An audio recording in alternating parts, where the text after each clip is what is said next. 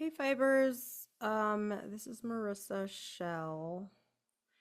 I am gonna go over this supply list with you really quickly. And I'm gonna just talk about, sorry, I wanted to pull up the canvas first, but I'm gonna talk about um, the canvas shell a little bit so that you guys have an idea of where things are.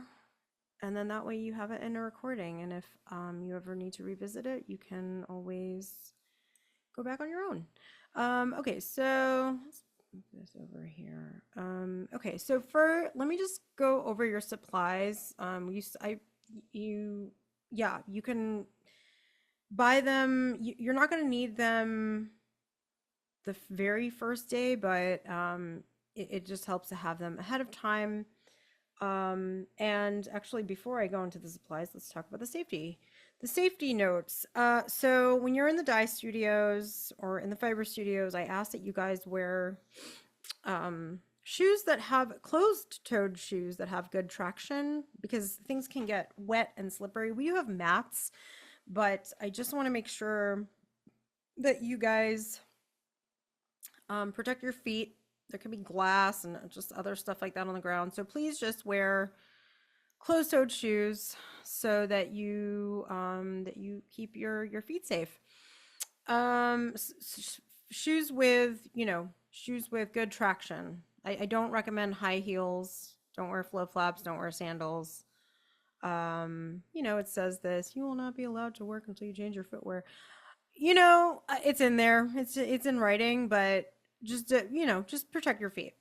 Same thing with the wood shop. If we do go into the wood shop, I don't think you're allowed to go into the wood shop and use the wood shop unless you've had, or the common shop, unless you've had orientation. But obviously, closed-toed shoes, hair up, all that stuff, eye protection, no loose dangling, necklaces, no hair like flying all over the place, scarves, just because if it gets caught in the machine, it can like pull you in, and you don't want that. And then this is, you don't really need to, you can watch that on your own. It's just about the saw stop. I don't think people are going to really be going into the shop too much. It's usually not an issue, but it is there just in case you need it. Um, Safety equipment, so everything that is highlighted here is stuff that I really think you should get. This blue stuff, everything that's in blue, I don't know how much blue I highlighted, but everything in blue is stuff that I think you should get, but we have, and I'll explain why when I get down there. Let me just go through this really quickly so that we're not going on and on. So just keep that in mind. Go for the yellow, then the blue, and then everything else is kind of like I'll explain it as I go through the list. Okay, so safety supplies. I would 100%, 1,000% get a pair of dish gloves that are like well fitting, that you like. I do personally, I like the cheap Walmart brand non-latex gloves. They're orange. They're like $3 or $4. I like to wear a medium because my hands they fit well. They're not too big and they're not too small. And I don't like latex. Personally, I don't like latex. I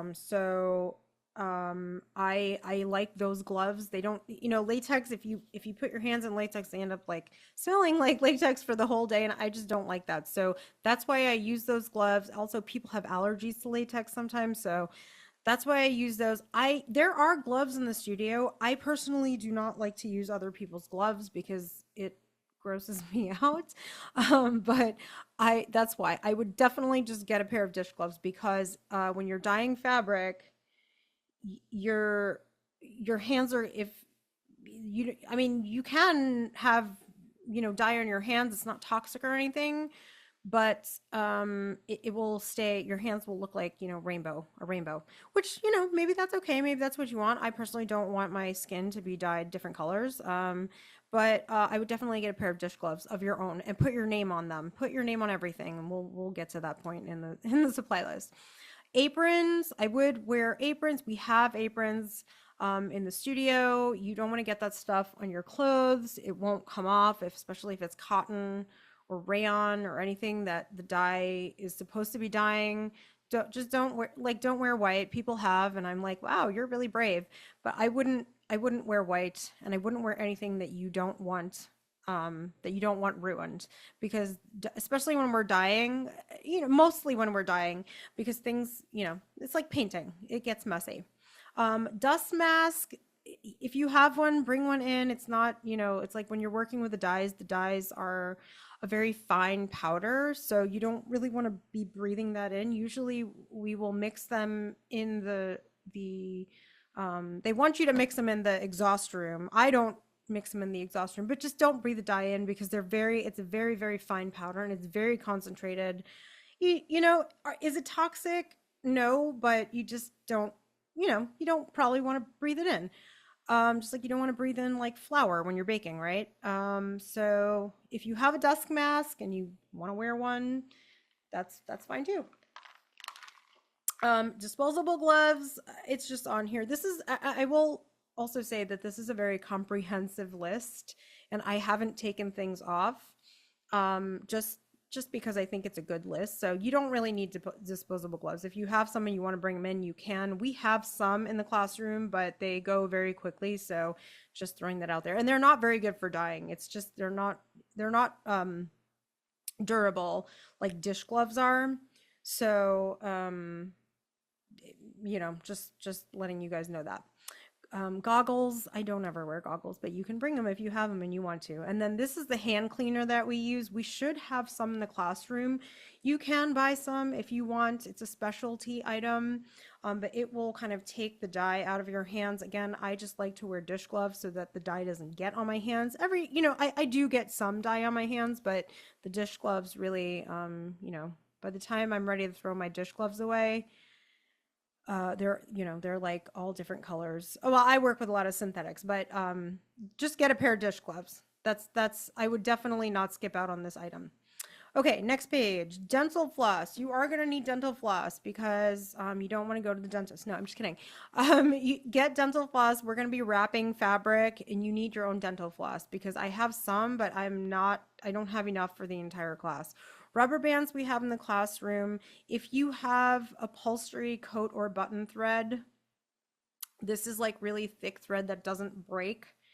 Um, that is good too, because we are going to be tying and wrapping around fabric, and it needs to be strong enough, and it needs to be the reason why I like dental floss is because dental floss is kind of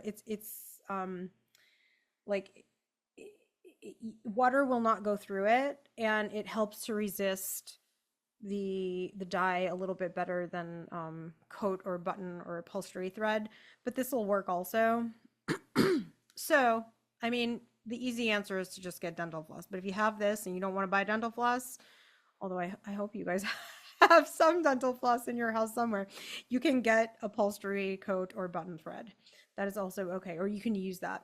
Sewing embroidery needles, a variety of sizes. I would definitely get these. Last semester, I thought we had some, or in a previous semester, we had some, and then the last semester, we didn't have some, and then another semester, we did have some. So please get your own embroidery needles. Get all different sizes. Get some small ones, get some big ones. You can even talk to your neighbor, and maybe your neighbor can get some chunky ones, and you can get some thin ones, and you guys can share so you're not spending money twice. But definitely, I would definitely get needles, because when we do embroidery, you're going to need some needles, some which are embroidery needles and just some which are regular needles. Again, I have some, I think, but don't guarantee, you can't guarantee that I'm going to have what you need.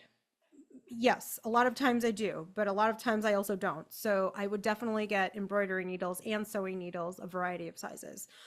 All this stuff, I'm not going to go through every single one, is typically we have in the dye studios. Tupperware, we have saran wrap. I'm hoping there's going to be saran wrap. Again, sometimes there is, sometimes there isn't, but we usually do eventually get some. So I wouldn't worry too much. I would read it, go through it, and it'll make sense. Like when you read this list after we take the class, some of these things will make sense, and then you'll just have this really comprehensive list for, if you decide to continue with your fiber practice, you'll have this really good list. Okay, let's see. Inexpensive, chunky, and thin paintbrushes and or foam brushes from the hardware or the dollar store. Those I would get yourself because you can use mostly the foam brushes if you're going to use foam brushes when we're doing dyeing, or if you're going to like paint, if you want to like do paint style dyeing, mostly because if you use a foam brush and it is in the dye studios, you have no idea what kind of dye was on there before you used it because they're black, right? Most of the time, foam brushes are black. Foam brushes and inexpensive paint brushes are cheap. So I would just get your own so that you're not um,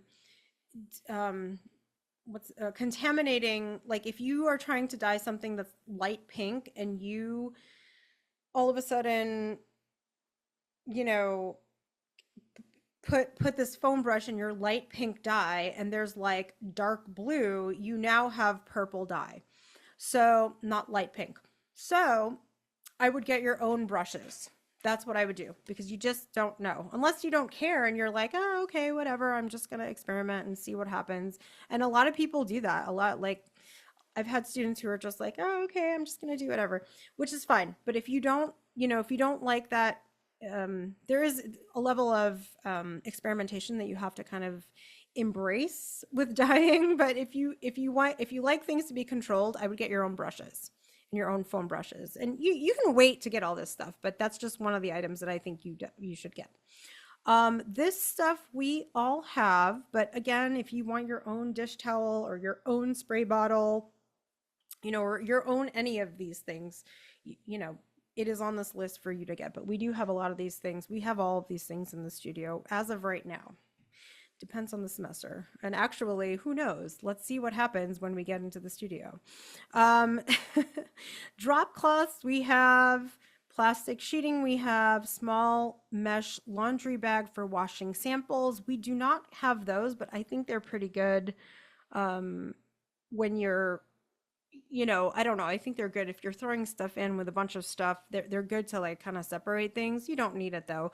If you have one at home, you can bring it in. I wouldn't maybe recommend using the same one for your clothes that you do for dyeing, but I have found these things to be very helpful. An iron, we do have irons in the studio, but um, if you have one and you want to bring it in, that would be a great idea because the iron situation, well, I'm just speaking as of my last class, was not the best. Um, so if you have an iron and you want to bring it in, I would bring it in because sometimes, you're just waiting for an iron and it's just like, ah, la, la. We have more boards, we have more tables than we do irons. And that, again, might also change the semester, just depends on the semester. So I do recommend if you have an iron and you want to bring it in and you'll see what happens.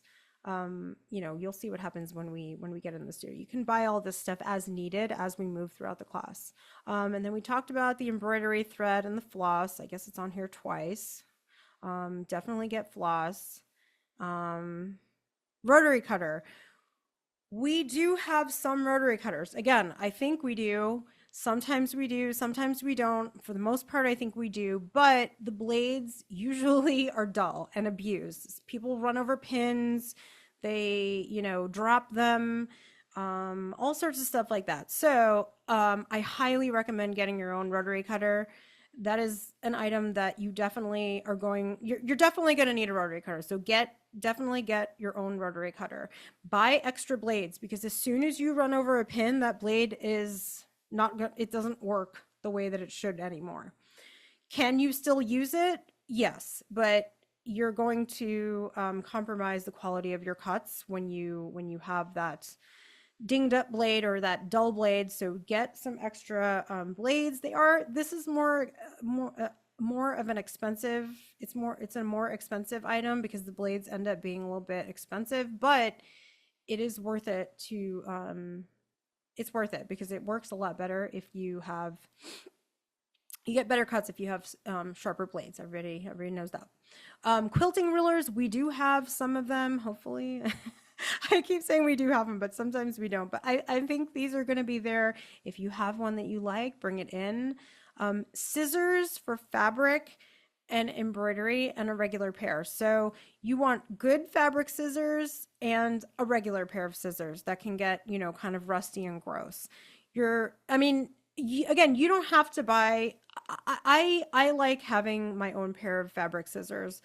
There might be some in the classroom, not sure. But this is definitely a good thing to have, is just a nice pair of fabric scissors. You can buy a cheap pair at, like, at one of those craft stores. You can buy a pair for like $20, $25. I would definitely bring some fabric scissors if you have them. And again, just see how the class unfolds. But I definitely think this is like you know, a staple if you're going to continue to do fibers after the class. All this stuff, an X-Acto knife, I would bring that in if you have it. Refill blades, sketchbook, notebook, I would definitely bring that in because sometimes I have you guys do some sketches. Black Sharpie marker, definitely have a couple of these. I'm sure most of you already do have some of these. Put your name on everything.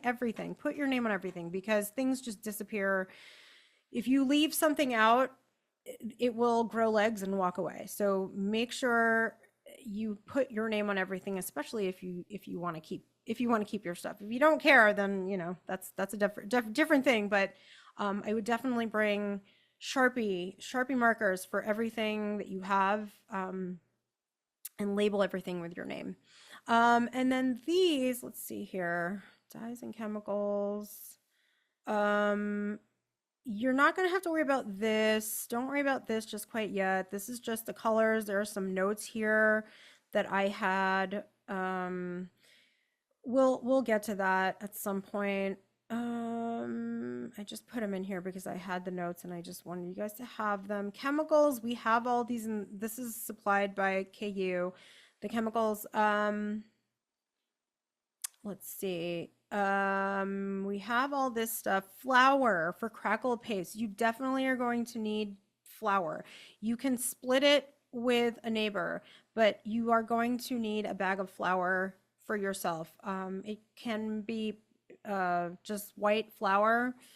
Hopefully I don't think like celiac disease, I don't think that's an allergy. I think that's an intolerance. So I don't think anybody's allergic to flour, but we are going to be using flour. If you have an issue with it, just let me know. All this stuff we have in the classroom.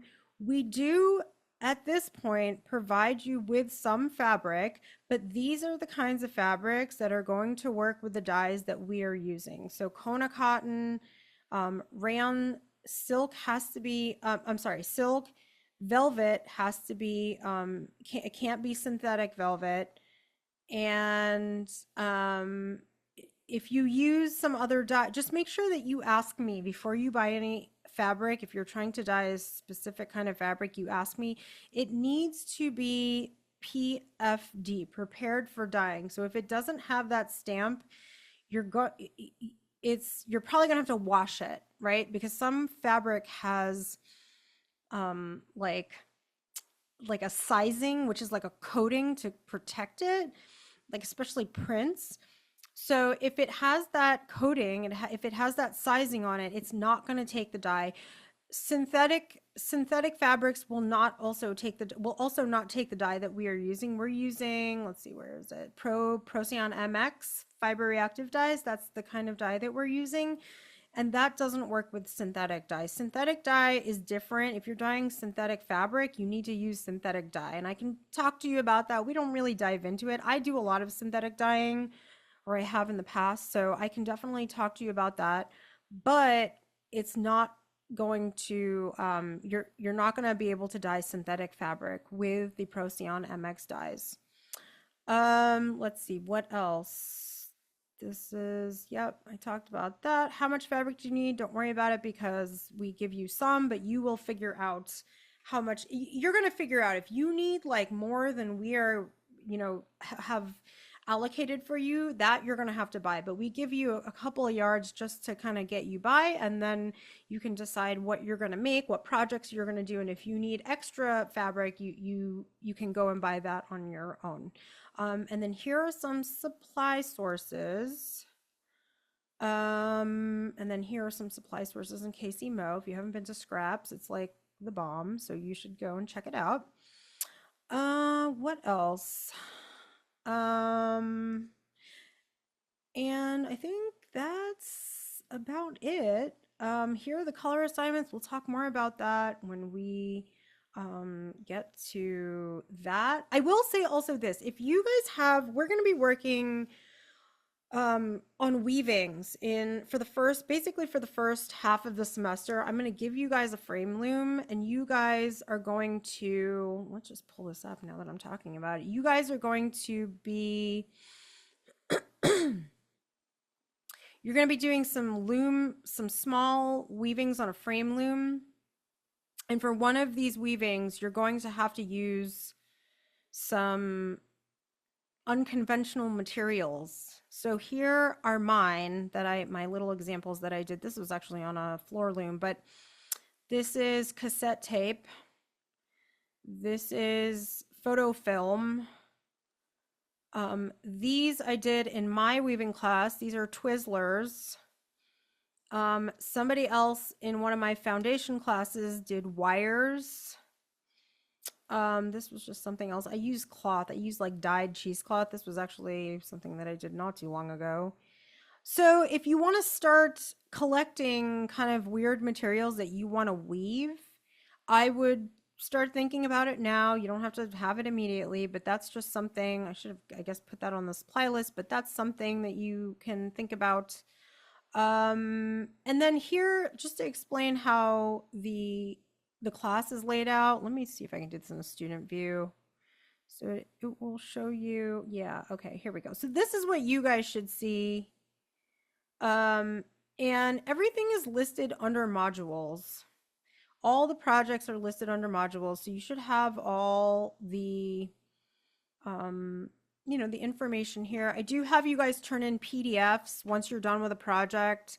I do have you guys turn in PDFs kind of in a like particular way, because when I'm doing the grading, I just need it to move quickly enough so that I can get the grades in for you. And I'll explain that when we get to class. Maybe I'll do like a video later if I have time. Maybe not. But I'll explain it in class. And but everything is here. We're doing weaving, dyeing, embroidery, sewing and quilting, and then we're gonna do and then you guys are gonna do final projects. And I'll talk about that, when we get to class.